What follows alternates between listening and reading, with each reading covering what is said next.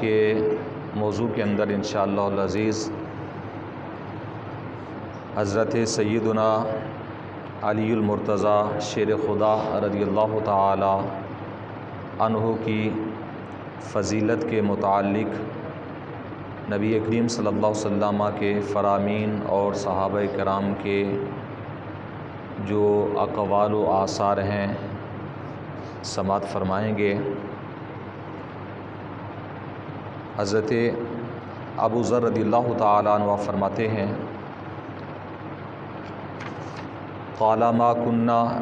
نعرف المنافقین علی عہد رسول اللہ صلی اللہ علیہ وسلم الا بثلاث۔ حضرت ابو ذر فرماتے ہیں کہ نبی کریم صلی اللہ علیہ وسلم کے زمانہ اقدس کے اندر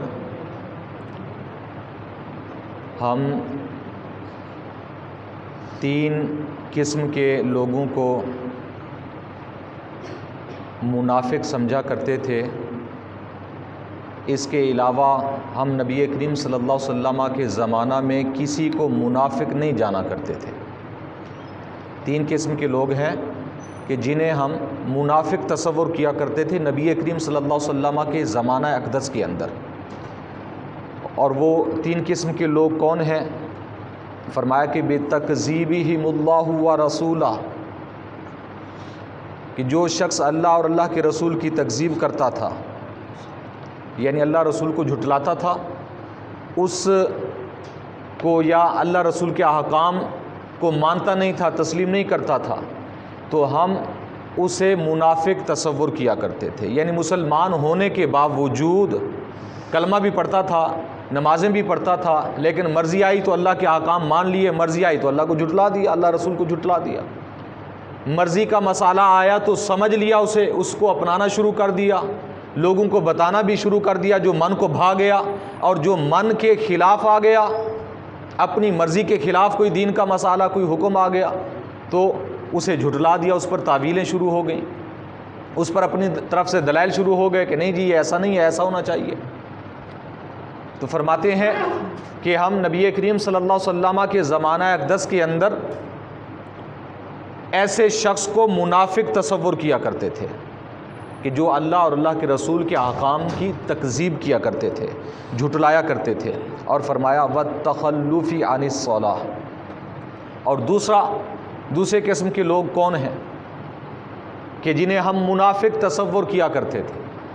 حضرت ابو ذر نبی کریم صلی اللہ علیہ وسلم کے بہت بڑے جلیل القدر صحابی، آپ فرما رہے ہیں کہ ہم صحابہ کا، حضور کے صحابہ کا معمول حضور کے زمانہ کے اندر کیا تھا، ہمارا عقیدہ، ہمارا نظریہ کیا ہوتا تھا کہ ہم ہر اس شخص کو منافق تصور کیا کرتے تھے جو نماز سے پیچھے رہتا تھا، جو نماز سے سستی کرتا تھا۔ تو نماز کے متعلق ہم تقریباً پورا موضوع اس پر لگ چکا ہے عید پر کہ نماز نہ پڑھنے والا کس کھاتے میں جاتا ہے۔ تفصیلی گفتگو احادیث اور آثار کے متعلق ہو چکی ہے، لیکن یہاں پر یہ بات اتنی ذہن میں رکھیں کہ نبی کریم صلی اللہ علیہ وسلم کے صحابہ ہر اس شخص کو، ایک تو وہ جو اللہ رسول کے احکام کی تکذیب کرتا ہے، مانتا نہیں، تسلیم نہیں کرتا، اسے حضور کے صحابہ منافق شمار کیا کرتے تھے۔ اور دوسرا وہ شخص کے جو نماز سے پیچھے رہے، یہ نماز میں سستی کرے، نماز میں غفلت کرے، کبھی مرضی آئی تو پڑھ لی، مرضی آئی تو نہ پڑھی۔ اب پیچھے رہنے کا مقصد یہ ہے کہ مسجد میں بھی حاضر نہ ہو،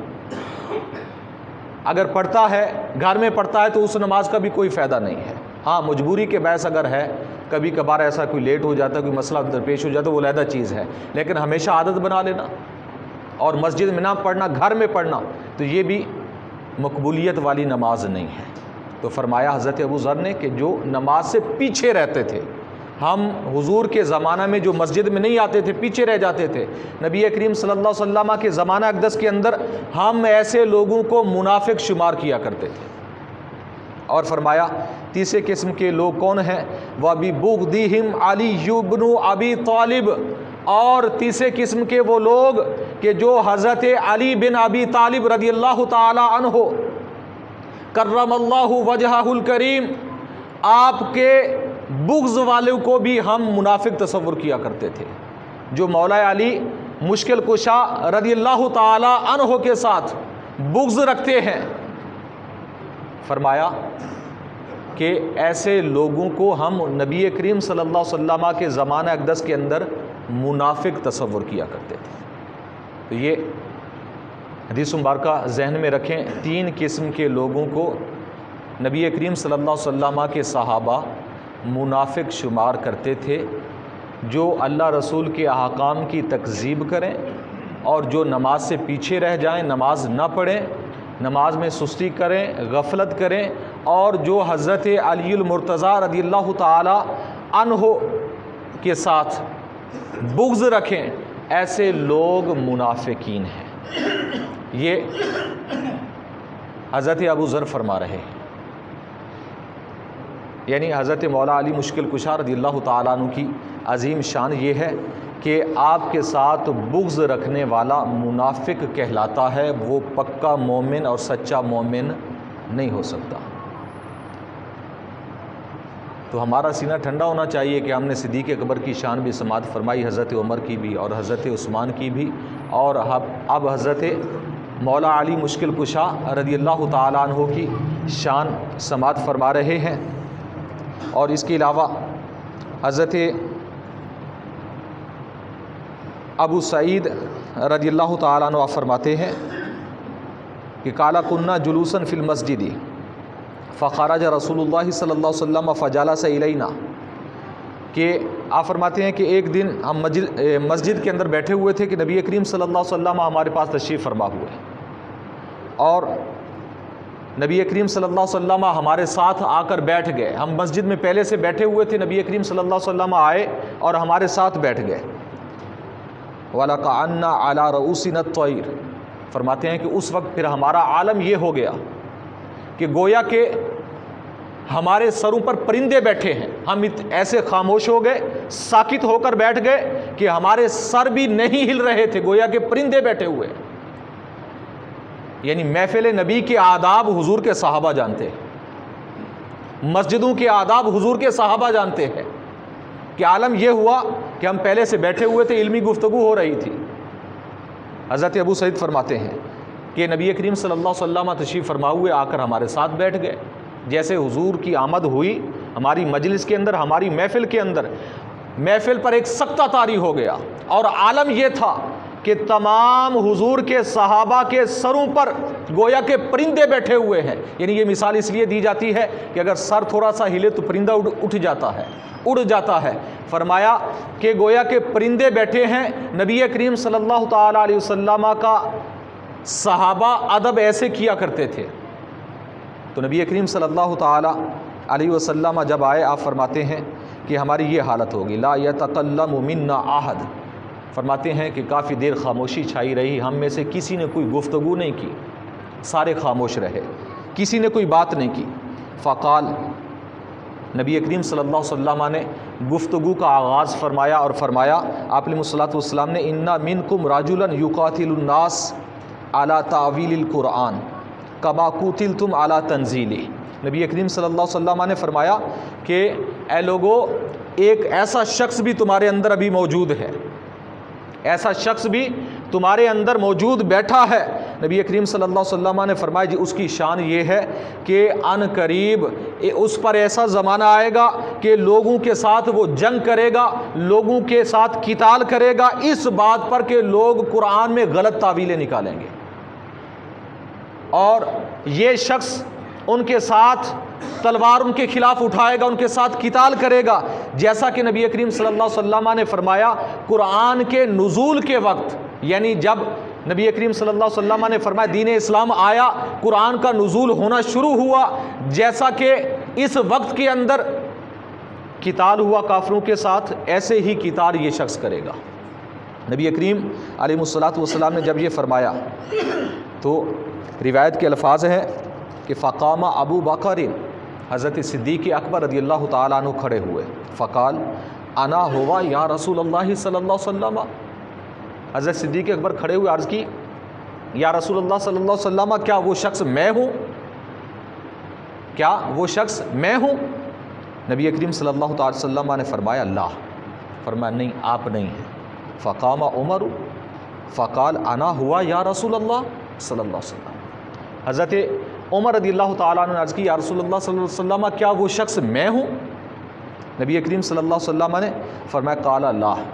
فرمایا نہیں وہ آپ بھی نہیں ہیں. ولیکنہ، نبی کریم صلی اللہ علیہ وسلم نے فرمایا لیکن وہ ایسا شخص ہے کہ خاصف النعل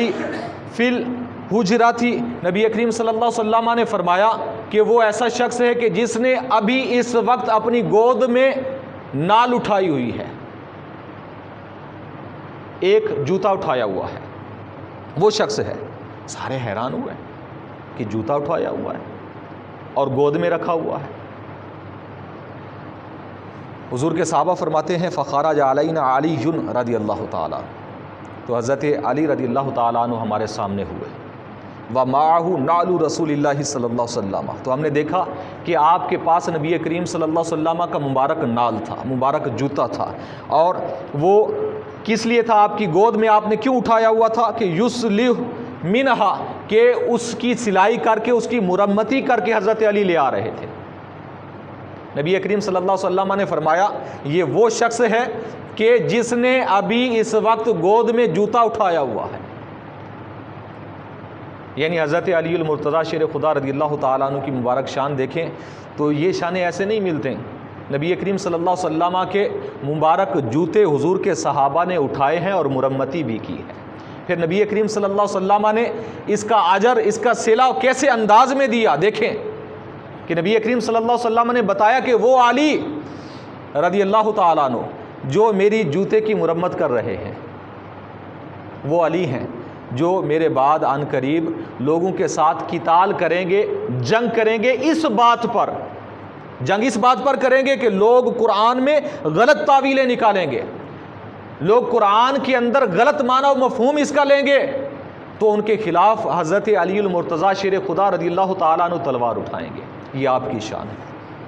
یہ شان آپ کو اللہ تعالیٰ نے عطا فرمائی ہے. اور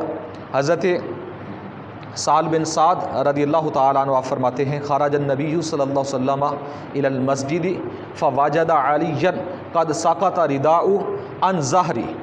کہ ایک دن نبی کریم صلی اللہ علیہ وسلم مسجد نبی شریف کے اندر تشریف فرما ہوئے، دیکھا کہ حضرت علی المرتضیٰ رضی اللہ تعالیٰ عنہ مسجد میں آرام فرمائے، سوئے ہوئے ہیں، لیٹے ہوئے ہیں، اور آپ کی مبارک پیٹھ سے چادر ہٹی ہوئی ہے. حتیٰ خالص الی التراب،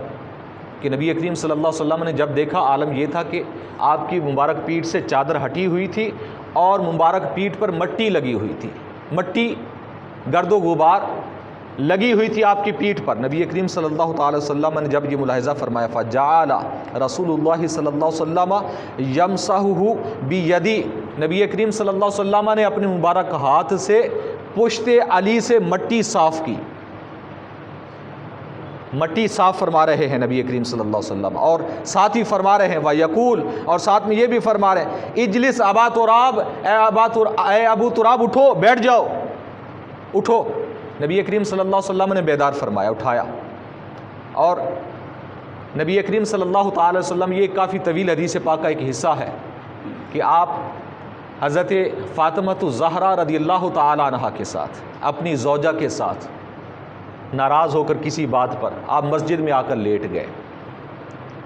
تو نبی کریم صلی اللہ علیہ وسلم جب اپنی پیاری بیٹی کے گھر تشریف فرما ہوئے تو حضرت فاطمہ الزہرا رضی اللہ تعالیٰ عنہ نے نبی کریم صلی اللہ علیہ وسلم کو بتایا کہ علی آج مجھ سے ناراض ہو گئے کسی بات پر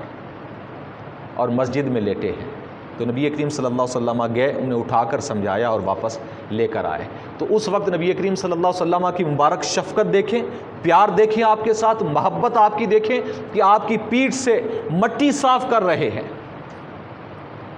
اور اس کے ساتھ آپ علیہ الصلوۃ والسلام نے ایک لقب دیا، ایک کنیت، جو فرمائی کہ اے ابو تراب اٹھو. ابو تراب کا معنی ہوتا ہے مٹی کے باپ، یعنی لفظی جو اس کا ترجمہ مٹی کے باپ، یعنی مٹی کے اندر اٹے ہوئے تھے نا آپ. تو آپ علیہ الصلوۃ والسلام نے اسی کنیت کے ساتھ پکارا، اے مٹی والے، اے مٹی کے باپ اٹھو. اور اسے یہ بھی پتہ چلا کہ اس وقت مسجد نبوی شریف کے اندر چٹائیاں نہیں بچھائی جاتی تھیں، چٹائیاں تھی نہیں، زمین پر نماز پڑھی جاتی تھی. حضرت علی لیٹے ہوئے تھے نا، اس وجہ سے آپ کی مبارک پیٹھ، مبارک جسم مٹی سے جو اٹا ہوا تھا، گرد و غبار بہت ساری لگی ہوئی تھی کہ نبی کریم صلی اللہ علیہ وسلم نے جا کر صاف فرمایا اپنے مبارک ہاتھ سے۔ تو آج اللہ کا کتنا کرم ہے ہم پر کہ آج ہم مسجدوں میں نماز پڑھنے کے لیے نہیں آتے، کتنی آسائشیں ہمارے پاس ہیں، کتنی سہولتیں ہمارے پاس ہیں۔ مسجد کے اندر آپ کو وضو کے لیے ٹھنڈا پانی بھی میسر ہے، گرم پانی بھی میسر ہے، وضو خانے بھی، ٹوائلٹ وغیرہ بھی ہیں، اندر آئیں تو پنکھے ہیں، اے سی لگے ہوئے ہیں، اور نیچے دیکھیں کتنی خوبصورت صفیں بچھی ہیں، لیکن پھر بھی ہم نماز پڑھنے کے لیے تیار نہیں۔ اس وقت بھی حضور کے صحابہ نماز کبھی چھوڑا نہیں کرتے تھے، نہ کوئی کپڑوں کی پرواہ ہوتی تھی، کچے فرش پر نماز پڑھا کرتے تھے۔ بخاری کے اندر روایت ہم نے پڑھی تھی کہ حضور کے صحابہ فرماتے ہیں کہ نبی کریم صلی اللہ علیہ وسلم کے خود مبارک چہرے پر ہم نے دیکھا کہ جب بارش ہوتی نا تو مسجد نبوی شریف کی چھت ٹپکا کرتی تھی اور نیچے پانی آتا اور مٹی گیلی ہو جاتی، نبی کریم صلی اللہ علیہ وسلم اسی گیلی مٹی کے اندر سجدہ فرمایا کرتے۔ تو ہم نے دیکھا کہ کئی مرتبہ حضور کے مبارک چہرے پر گیلی مٹی لگی ہوتی تھی۔ حضور نے خود اور حضور کے صحابہ نے اس عالم کے اندر بھی نمازیں پڑھی ہیں۔ آج ہمارے پاس کتنی آسائشیں ہیں لیکن ہم نمازیں پڑھنے کے لیے تیار نہیں ہیں۔ تو یہ آپ کو